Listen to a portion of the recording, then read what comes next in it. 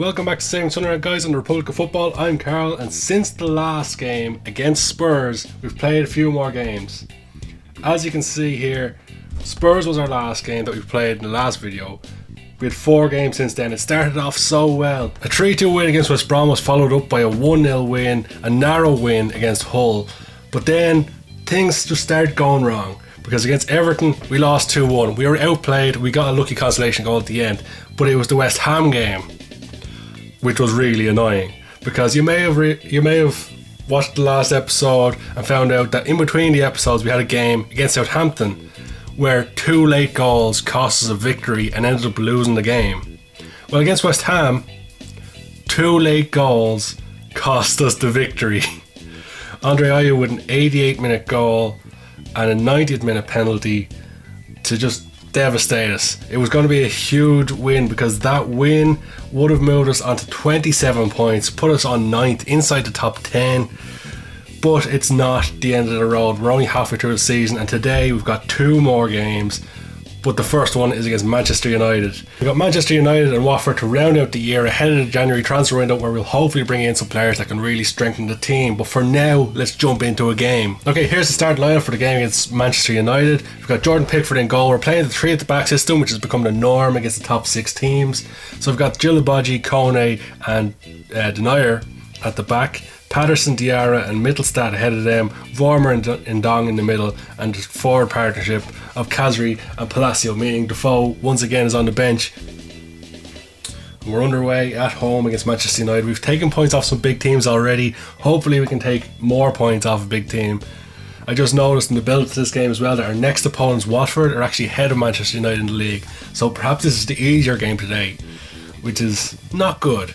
Hopefully we can avoid a defeat today and avoid having 3 defeats in a row.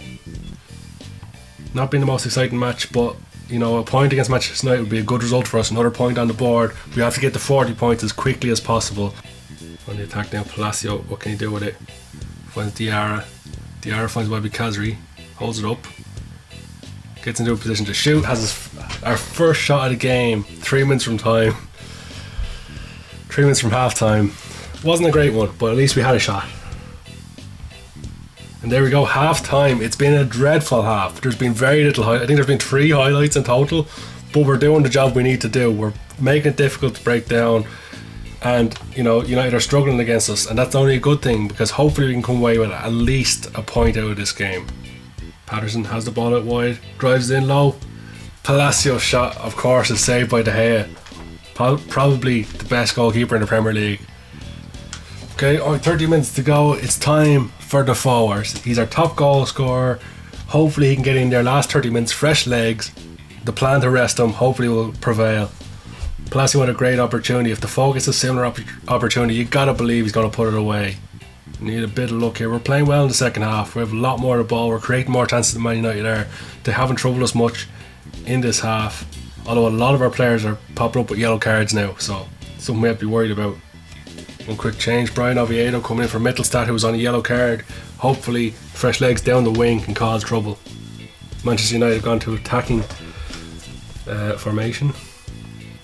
Luke Shaw looking to get forward. Man United getting a bit more of the ball now, looking to get forward. Rooney edge of the box, and he buries it from distance, as we've seen him do so many times in the Premier League. It has to be said, it completely against the run of play in the second half. Second half would have been a far stronger team, but we just couldn't get there. We couldn't get the goal.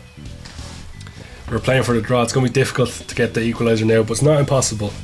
Not impossible at all. With 2 minutes to go, it's not looking good. Man United's only good attack of the second half, not even a good attack, good shot, went in. Ibrahimovic laid on, tries to make it 2, goes over.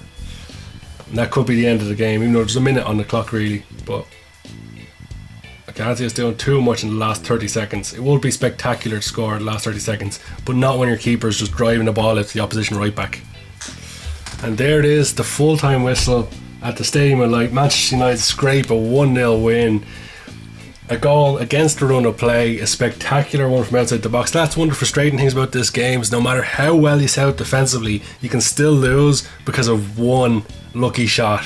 But that's football, that's the way real football is as well. You got to roll with the punches. Unfortunately, that makes it 3 losses in a row. We played well for that game. If you just look at the stats, we've had 11 shots, they had 7. We had 56% possession. That's not too bad. Our on target shots aren't great. We only had 3 out of 11 on target. Not good enough. We need to be better. We need to be stronger. We need to win the next game because we cannot make it 4 without winning. Okay, so here is the starting lineup to face Watford. We're going back to the 4-2-3-1. Pickford in goal, Patterson on the right, Kone and Gilabodji through the middle. Brian Oviedo coming in for Mittelstadt, who's suspended. Then we've got Vormer and Ndong, because again Diarra is suspended. I don't know how they both happen to get suspended, but they have. Elber returns to the team on the right, Eunice on the left. Palacios going to play in behind Defoe, with Kazri dropping to the bench because he didn't play great against Manchester United. Hopefully this is a team that can pick up 3 points. There's a lot of attacking power and a lot of goals in this team.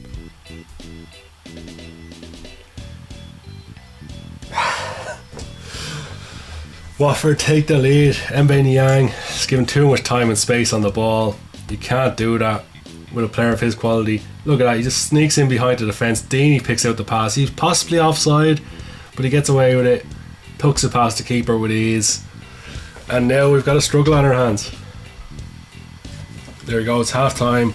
Watford lead 1-0 at half time, and we've struggled badly in this game. The team look void of ideas, they don't know what to do. Hopefully second half can prove to be a bit better for us.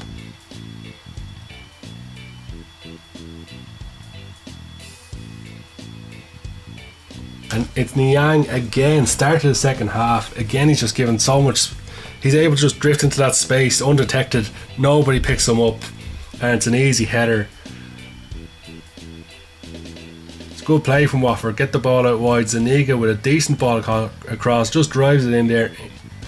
Niang sneaks in behind the defender and puts it away. 2-0. Panic stations. Been outclassed by Watford in this match so far. Deeney from distance. What a goal. It goes from bad to worse for us. Getting absolutely hammered in a game that we badly need to win. Driven in behind into the space. Deeney from miles out drills it into the corner. Fantastic goal from Watford. Terrible from Sunderland. Where has the Sunderland team from a few games ago gone? Kazri through the middle, picks out the foul. We've got a bit of space, drives it from distance, but their goalkeeper can actually save shots, so that helps. 5 minutes to go. The clock is going very slowly for a game that I kind of just want the full-time whistle to come. But there's Niang's hat-trick. Mbe Niang being the star today just ripped us apart from, early in the game. He scored after just about 20 minutes, and now he's completed his hat-trick with 25 minutes to go. Again, just finds that space in behind. Gilabodji is leaving so much space for him. Something needs to change, and there goes the full-time whistle, I think. Nope, it's a corner. Can we get a consolation goal? Of course not. We're terrible. 4-0 down to Watford. It's not good enough. As I said before the game, they've been one of the surprise packages this season. They've played really well, but there's no excuse for that performance. It was horrendous from Sunderland. We had a lot of possession. We only had 3 shots on target yet again, second game in a row. We dropped down to 12th. We're still a good bit away from the relegation zone, but 4 losses on the bounce is horrendous form, and we badly need to pick it up in the next episode. So before we end today's video, guys, the January transfer window has just opened and we've already got some business done. So on the outgoings, Lee Cattermole, who I haven't been using since he returned from injury, has joined West Brom for 9.5 million, and Billy Jones, the right back who was injured at the start of the season, again didn't use him too much, almost 5 million for him from Watford, who just destroyed us. So we used that money, reinvested back in the squad, and we've added 2 players to the team. The first one being Yassine Benzia, Algerian striker who can also play on the right wing, joined from Lille. In the past he's played 75 games in his career, only scored 11 goals. He's not exactly prolific, but he's another option up there. His stats seem decent, good dribbling, good first touch, his finish isn't too bad, and he's only 22, so he can only grow. The coaches say about 3.5 stars, which is not too bad. Hopefully he can grow throughout the season, help us along the way. The big signing is Vincenzo Grifo Probably saying his name completely wrong. But as you can see, he's valued at 14.25 million. We signed him for 12 million. And I'm sure a lot of you are going, who the hell is this guy? First of all, I'd just like to point out his stats. Phenomenal stats.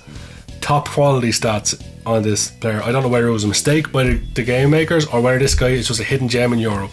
But 17 on corner, 16 on crossing, 15 first touch, 17 on free kicks, 16 long shots, 16 flair, 16 vision, 15 technique, 15 agility, and 15 stamina. Means this guy's fast, he can cross, he can shoot, he can score, he can get a hell of a lot of assists. One of the big reasons why I signed him is because, as you can see here, he's the joint top assist maker in the Bundesliga at the minute. The Bundesliga being one of the strongest leagues in the world, with the likes of Bayern Munich and Borussia Dortmund in there, and yet Grifo was top of the list, up there with Amiri. 58% passing is not the best, but 9 assists in 17 games. It's a phenomenal return from him. He could play on the left or in behind the striker, which is more than likely where we will play him. Although with 16 crossing, I wouldn't be surprised to see him out on the wings, especially with how bad Eunice did in the last game. So these are all of our transfers so far. We've got the 2 new boys in. Still got a lot of dead wood in the team. We've got the likes of Darren Gibson and Fabio Barini still to sell. A few other players. We'll have an update in the next video. But for now, guys, it's been a terrible day. It's been a terrible day of Football Manager for us. But for now, that's all we've got time for. I've been Carl. This has been Republic Football. This has been Sam Sunderland, and we will catch you next time.